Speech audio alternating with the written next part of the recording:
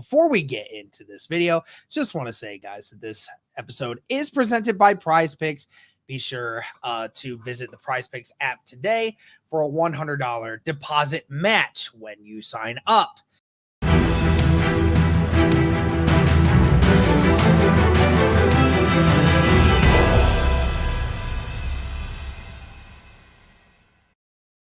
What is going on, Colts Nation? Welcome back to another episode of Bring the Juice. Guys, we got to talk about quarterback Anthony Richardson. I want to welcome on special guest Inside the Horseshoe podcast, Matt. Matt, thanks for coming on, man. Definitely a very up and down game. I don't know about you, man, but I was constantly like this throughout that game because of the back and forth nature of it and the highs and the lows. But how did you feel after that game? And obviously nobody likes a loss, but definitely some positive things and one specific thing we'll talk about today. But how did you feel overall from the game? I feel like there were opportunities that were there where if you just make some plays, both offensively and defensively, just make maybe a different decision and even coaching too. Like, when they went for two early in the third, you needed two to tie the game at that point, but do you just kick the extra point there and then, kind of factor in what if Houston scores a touchdown, then, you could be looking at an 8-point game instead of a 9-point game. But really other than that, pretty solid game. I mean, I wasn't expecting it to be like that high scoring of a game. I was, I know I chose the Colts to win, but I was a little hyped on that. But going into this game, I always thought, Houston probably is going to win, but still, there's things I think to look forward to. Absolutely.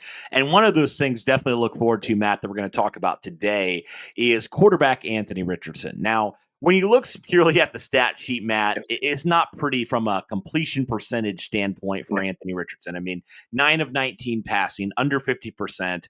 You look at that and you say, wow, we're not a very efficient day for Anthony Richardson. No. I think we would probably say the same thing. Like, it wasn't Anthony Richardson's best performance. I think we can all admit that, right, in terms of completions. Now, I know they weren't all his fault, but he definitely had some that he airmailed a little bit or just was inaccurate with the ball placement. So when it comes from that standpoint, it definitely wasn't like the most efficient day for Anthony Richardson. But, Matt, here's the deal. Here's what we saw from Anthony Richardson. You saw multiple plays. In fact, I have a stat here that I want to kind of throw at your way here, which is kind of crazy. This stat's pretty wild. Anthony Richardson had 350-plus yard completions. And for reference, only 6 quarterbacks had more than 3 all of last season. And he did that in one game, which is just crazy. And so I really think, Matt, you saw really what we expect from Anthony Richardson, right? You saw the high highs. You saw some of the low lows, right? You saw some of the off balance, where he doesn't have the right footwork, or you saw just some of the inaccurate throws. At times, you saw some misses from AR, but you also saw the plays that make you go, wow, this kid could be very special, like very, very special, in this league if he can get some of these other things, kind of settled down. But what were your thoughts overall on Anthony Richardson, from kind of the ups and downs, I suppose, of his first game here of 2024? I thought overall he was fine today. Like you said, some high highs. That touchdown to Pierce, which people told me Alec Pierce stinks. Right. Even though he had 125 receiving yards today and did exactly what he was brought here to do, which is create separation and stretch the field. But, had that pass to Pierce, had the other one to Pierce too. That was really nice. It was a great catch by him. And, you look at the replay, it was about as spot on as you could have it. Made some really good decisions, but also there were some low lows, as you said. There was a missed opportunity with A.D. Mitchell where he overthrows him. If he doesn't overthrow him, touchdown. And that was on the same drive, I believe, that had an interception. That interception, I don't put all on Richardson. Not a great decision to go there, but also Granson did slip as he was running to go get the ball. If he doesn't slip, maybe at worst, it's an incomplete pass, which, oddly enough, Granson's had a lot of those. He slipped and bad decisions happen after that. Look at the Bengals game, pick 6 in the preseason. Supposed to go to Granson. Granson doesn't make the right decision and doesn't go where Richardson expects him to go. Pick 6.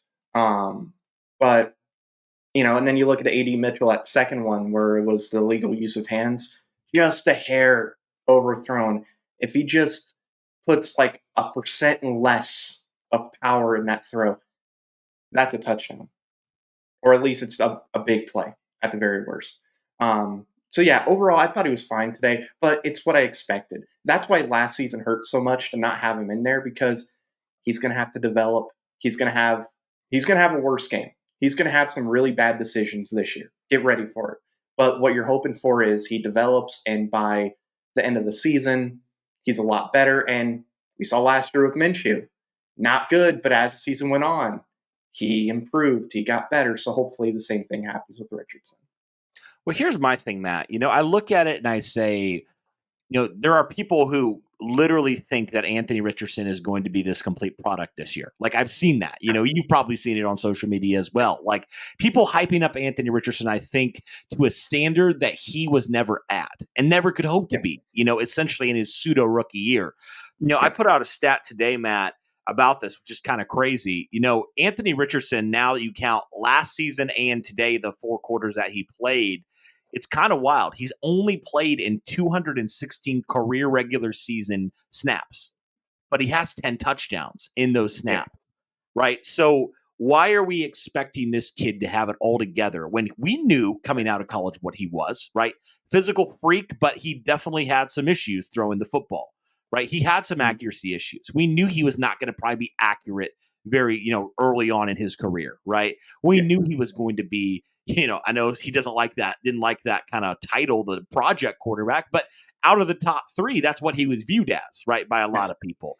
And so when I look at that, I say, look, this kid only played in 10, 11 quarters last year of meaningful football before he went down. So essentially, this is his rookie season, like, in a lot of ways. Like, this was essentially his 3rd game playing in a regular season, like when you throw all the quarters together. So, I mean, this kid still is essentially a rookie, right? He's the youngest starting quarterback in the league, right? And yes, like you said, we all expected Anthony Richardson to have some moments where you're like, what are you doing? What was that pass? Where are you throwing that to? What was that decision? Right? That's a natural thing, I think, that we were all expecting Anthony Richardson to have. And so for me, Matt, when I looked at those things, and I was even telling Derek today, I was like, I'm not shocked at this performance. Like, I'm not shocked that Anthony Richardson makes those, some of those misses sometimes, has some of those issues, because that's what you expected from him. And all of a sudden you go, I think just the team expectation automatically, for whatever reason, went to Anthony Richardson, like being more ready than he was or having more experience than he did. And I think we need to be realistic a little bit, Matt, and say Anthony Richardson's going to have some plays that make you go, oh my goodness, like very few quarterbacks, like the one to Alec Pierce today, that first touchdown, literally a defender's in his face, and he launches it flawlessly 60 yards down the field right on the money. And then you mentioned the miss to AD Mitchell. Like, that stuff is going to happen with Anthony Richardson. So I don't know why we're shocked, that Anthony Richardson has rookie moments, has mistakes that every young quarterback makes, especially inexperienced quarterbacks. Like, that's just a part of it. And I don't know, for me, I'm not shocked at the performance. I'm not going to be shocked this season when AR has some misses, when he has some not great completion games like today. Like, I'm not shocked at this, but I'm also not discouraged, because in my mind, Matt, even though he was under 50%, you look at the 3 touchdowns that he had in this game, right? You look at the 2, and the 3 big bombs he had in this game, the 2 touchdowns and the 1 big one to Pierce. And you're like, man, like, it just outweighed the bad in so many ways. And you'll take under 50% if, 3 of those 9 are 50-plus yarders, right? You'll take that. So I don't know. I'm talking a lot, but I'm curious your thoughts here, Matt, because I don't think we should be very surprised that this is where AR is currently. Yeah, I'm not surprised. And like I said, he's going to play worse. It could be next week, could be the week after. But you just got to hope that Shane Steichen develops him into a good quarterback. There's just certain things he has to work on. Look, those bombs that he's going to throw, like, we already know most of those are going to be pretty spot on. But like your intermediate throws, your short throws, that is what needs to work.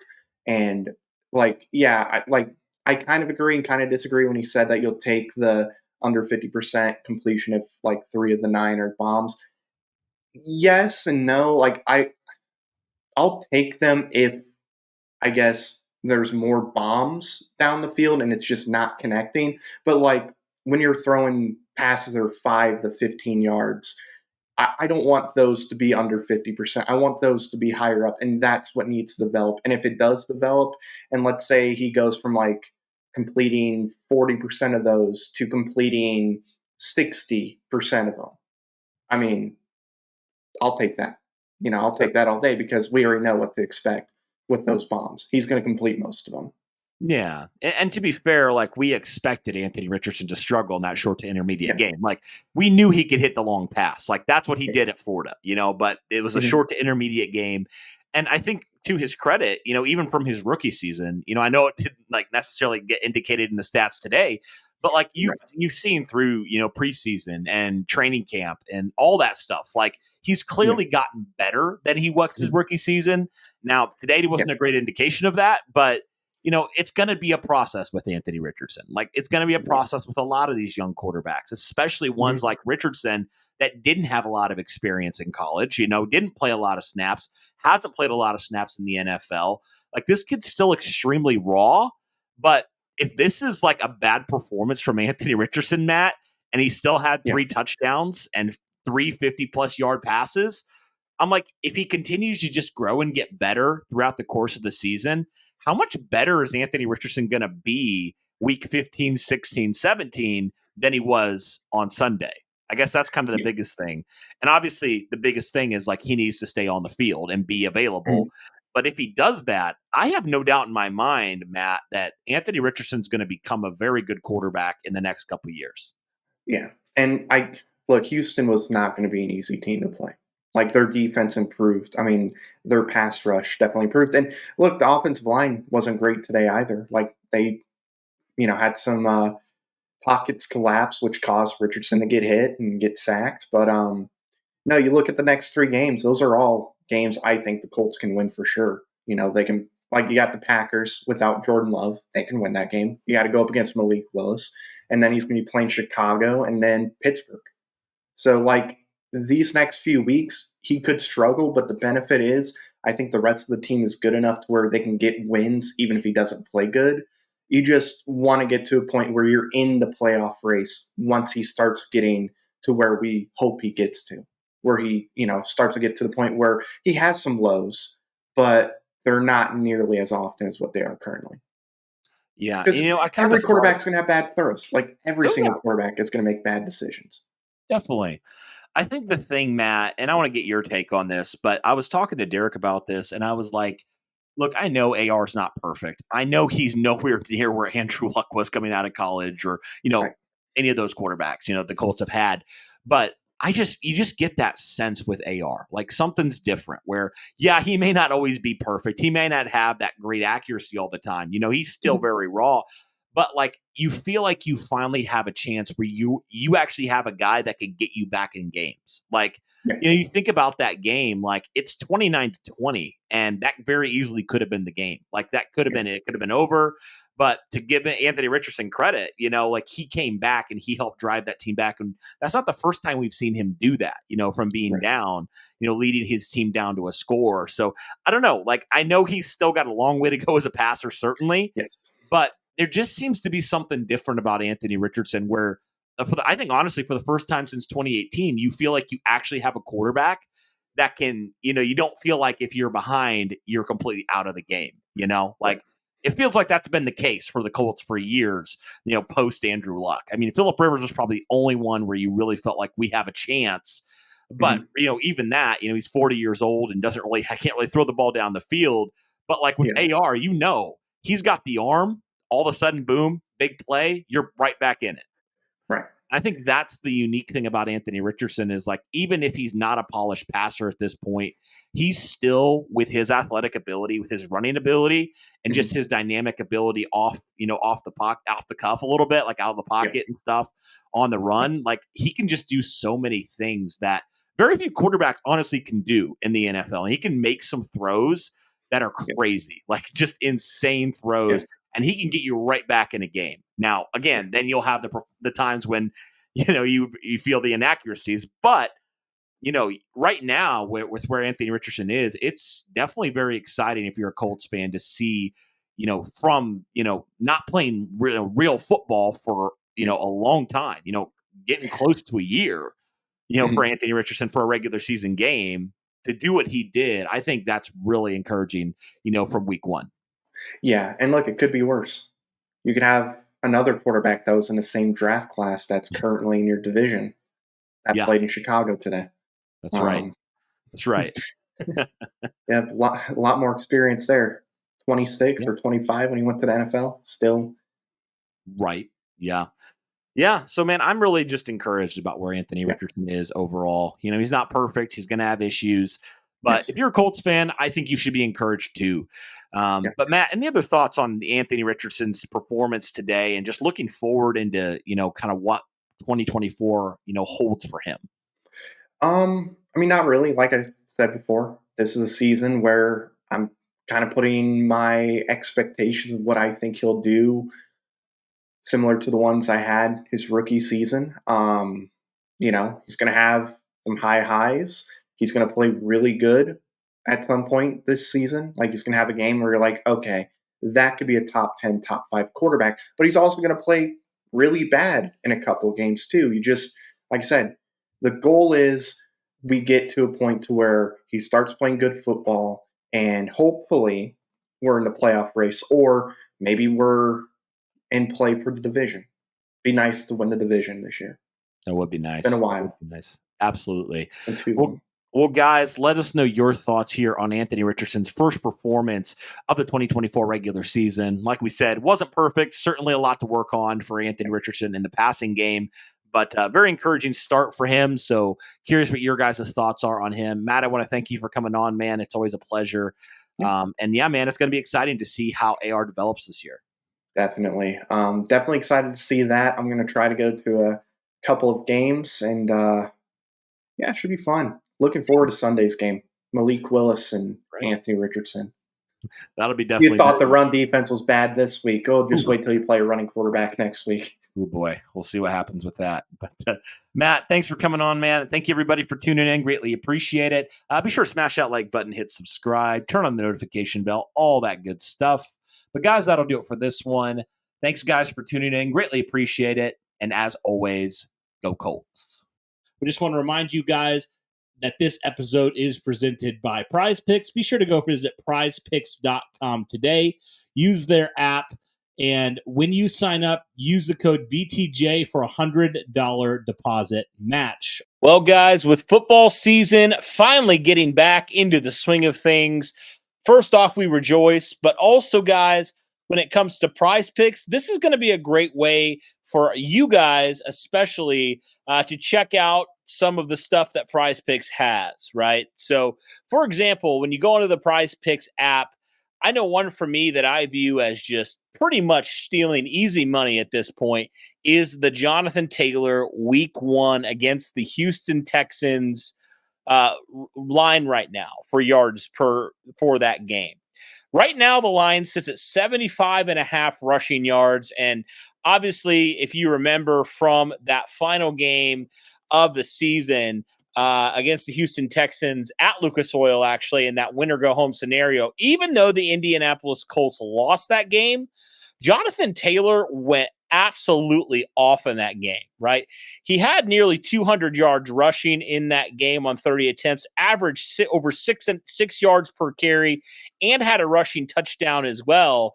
And on a whole, the average in the 6 games that Jonathan Taylor has played against the Houston Texans, he's averaged 135 yards per game, right? So the fact that Prize Picks has that number right now so low, in my opinion, for Jonathan Taylor. I think that's something where you clearly have to take the over for him because he has never had a game under 83 yards rushing in his 6 total career games against the Houston Texans. So I think that's one guy that you definitely should consider if you're on Prize Picks, and definitely would encourage you to hit the over on that. No question about that. One that's also interesting as I was kind of looking through the stuff for the Indianapolis Colts was Anthony Richardson against the Houston Texans as well. Average is set right now for 208.5 passing yards in that game. And that one's kind of interesting to me because I do think Anthony Richardson can clearly do that, but I'm interested to see kind of how his legs factor into that when it comes to, the total yardage, right? Because I could see Anthony Richardson passing for over 200 yards, but I could also see him passing for right around there and also rushing for 50 plus, right? So that's something you definitely have to consider. So if you're looking specifically for the Colts stuff, that's definitely something you guys should check out. But if you're looking for, like me, more NFL stuff, there's all sorts of stats and stuff that you can check out and make your picks for sure, no question in my mind.